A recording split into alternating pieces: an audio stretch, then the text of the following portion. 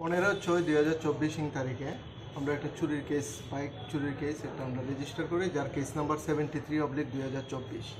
এই কেসের তদন্ত নেমে আমরা প্রথম একটা নাম্বারলেস হিরো হোন্ডা 200R বাইকে আমরা একটা সিজ করি এবং সঙ্গে দুইজনকে আমরা অ্যারেস্ট করি, যাদের পজিশন থেকে আমরা জয়পুর এলাকা থেকে বাইকটি উদ্ধার করেছিলাম।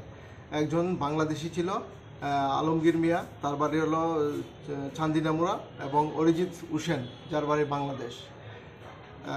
পরবর্তী সময়ে আমরা সিসিটিভি অ্যানালাইসিস করে এই কেস কানেকশনে আমরা একজন লোককে শনাক্ত করি এবং গতকালকে আমরা একটা গোপন খবরের ভিত্তিতে খবর পাই যে সে অফিস লেন আবারও বাইক চুরির উদ্দেশ্যে এখানে এসেছিল।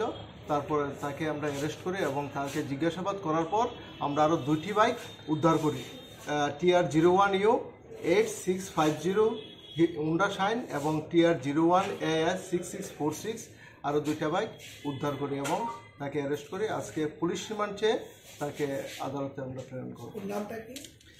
নামটা হলো সমীর মল্লিক, বাবার নাম অমরেশ মল্লিক, নোয়াবাদী, জিরানিয়া।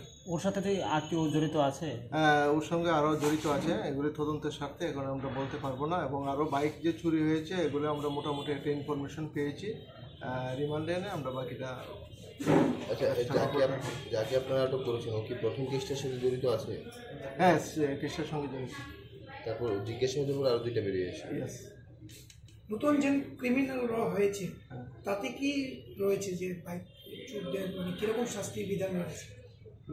নতুন অ্যাকচুয়ালি কেসটা রেজিস্টার হয়েছে ক্রিমিনাল নতুন ল অ্যামেন্ডমেন্ট হওয়ার আগে, যেহেতু হয়েছে আমরা 382D অনুযায়ী 382D IPC অনুযায়ী আমরা কেসটা রেজিস্ট্রেশন করেছি এবং পুরান ল অনুযায়ী তার তদন্ত হবে।